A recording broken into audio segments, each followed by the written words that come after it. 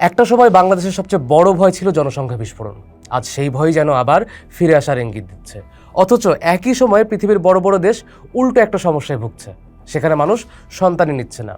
যখন বিশ্বজুড়ে জন্মহার কমছে, তখন বাংলাদেশে কেন আবার জন্মহার বাড়ছে? 4 দশকের পরিবার পরিকল্পনা সাফল্য কি ভেঙে পড়তে শুরু করেছে, নাকি এটা একটা সাময়িক ধাক্কা? 1970-এর দশকে একজন বাংলাদেশি নারী গড়ে 6টিরও বেশি সন্তান জন্ম দিতেন। দীর্ঘ 4 দশকের পরিবার পরিকল্পনা কর্মসূচি, মাঠকর্মীদের বাড়ি বাড়ি সেবা, নারী শিক্ষা এবং স্বাস্থ্যসেবার উন্নতির ফলে সেই সংখ্যা নেমে আসে প্রায় 2-এ। বিশ্বব্যাংক, ইউএনএফপিএ এবং বিভিন্ন আন্তর্জাতিক গবেষণায় বাংলাদেশকে উন্নয়নশীল বিশ্বের অন্যতম সফল পরিবার পরিকল্পনা কর্মসূচির উদাহরণ হিসেবে উল্লেখ করা হয়েছে। এভাবে বাংলাদেশের জনসংখ্যা নিয়ন্ত্রণ বৈশ্বিক সাফল্যের উদাহরণ হিসেবে পরিচিতি পায়। কিন্তু সর্বশেষ Bangladesh multiple indicator cluster survey 2025 বলছে দেশের মোট প্রজনন হার আবার বেড়ে 2.4-এ পৌঁছেছে। 2019 সালে এটা ছিল 2.3। 4 দশকের ধারাবাহিক পতনের পর জন্মহারের এই ঊর্ধ্বগতি জনসংখ্যাবিদদের কাছে একটা গুরুত্বপূর্ণ সতর্ক সংকেত। ঢাকা বিশ্ববিদ্যালয়ের জনসংখ্যাবিদ অধ্যাপক মোহাম্মদ বিলাল হোসেনও বলেছেন, এই পরিবর্তন গভীর বিশ্লেষণের দাবি রাখে। তার মতে শুধু জন্মহার বেড়েছে কিনা সেটা নয়, কেন বেড়েছে সেটি এখন সবচেয়ে গুরুত্বপূর্ণ প্রশ্ন। আর এই পরিবর্তন এমন এক সময়ে ঘটছে যখন বিশ্বের চিত্র সম্পূর্ণ উল্টো। জাতিসংঘের ওয়ার্ল্ড ফার্টিলিটি রিপোর্ট অনুযায়ী বিশ্বে মোট প্রজনন হার এখন মাত্র 2.2। জাপান, দক্ষিণ কোরিয়া, ইতালি, স্পেন, এমনকি চীনও জন্মহার কমে যাওয়ায় শ্রমিক সংকট আর বয়স্ক জনসংখ্যার চাপ নিয়ে উদ্বিগ্ন। দক্ষিণ এশিয়ায় ভারত, নেপাল ও শ্রীলঙ্কায়ও জন্মহার কমেছে। সেই প্রেক্ষাপটে বাংলাদেশের ঊর্ধ্বমুখী প্রবণতা নিঃসন্দেহে ব্যতিক্রম। তাহলে এই ইউটার্নের কারণ কি?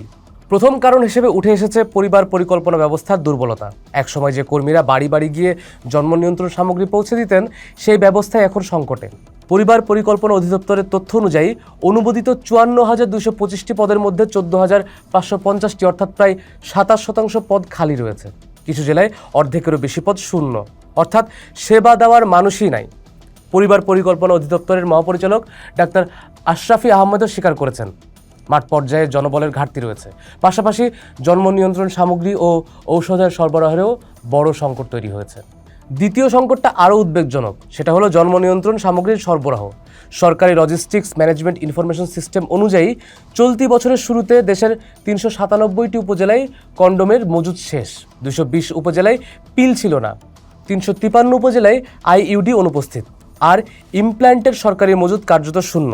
তাহলে মানুষ যদি জন্ম নিয়ন্ত্রণ ব্যবহার করতে চায় কিন্তু সামগ্রী না পায়, তাহলে অনাকাঙ্ক্ষিত গর্ভধারণ কি বাড়বে না?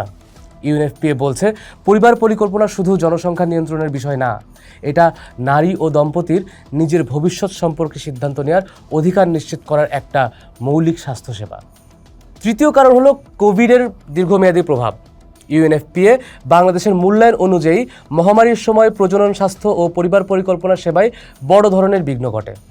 অনেক নারী নিয়মিত সেবা থেকে বিচ্ছিন্ন হন। বিশেষজ্ঞদের ধারণা, সেই প্রভাব এখনও পুরোপুরি কাটেনি। এর সঙ্গে যোগ হয়েছে বাল্যবিবাহ ও কিশোরী মাতৃত্বের পুরানো সমস্যা। ইউনিসেফ এখনও বাংলাদেশকে বিশ্বের অন্যতম উচ্চ বাল্যবিবাহ প্রবণ দেশ হিসেবেই চিহ্নিত করেছে। জনসংখ্যাবিদদের মতে অল্প বয়সে বিয়ে মানেই দীর্ঘ প্রজননকাল, আর সেটিও মোট জন্মহারের ওপর প্রভাব ফেলতে পারে। তবে জন্মহার 2.4 হওয়া মানেই যে বাংলাদেশ আবার জনসংখ্যা বিস্ফোরণের দিকে ছুটছে, এমন সিদ্ধান্তে পৌঁছানোও ঠিক হবে না। এটা একটা প্রাথমিক সতর্কতা সংকেত, যার পেছনের কারণগুলো এখনই গভীরভাবে বিশ্লেষণ করা দরকার এবং গুরুত্ব দেওয়া দরকার আসল জায়গায়। পরিবার পরিকল্পনার জন্য বরাদ্দ অর্থ আসলে কোথায় ব্যাহত হচ্ছে? কেন এতগুলো পদ বছরের পর বছর খালি রয়েছে? জন্ম নিয়ন্ত্রণ সামগ্রীর সরবরাহ কেন ভেঙে পড়ল? আর এই সংকট কি সাময়িক, নাকি বাংলাদেশের 4 দশকের জনসংখ্যা নিয়ন্ত্রণ নীতির ভিত্তি দুর্বল হয়ে পড়েছে? আমরা বিবিএসের MICS, পরিবার পরিকল্পনা অধিদপ্তরের জনবল ও সরবরাহ সংক্রান্ত তথ্য, ইউএনএফপিএর বিশ্লেষণ এবং সরকারি নথি মিলিয়ে একটা বিষয় খুঁজে পেয়েছি। জন্মহার বাড়ার এই সময়টাতে 3টা আলাদা ঘটনাও ঘটেছে।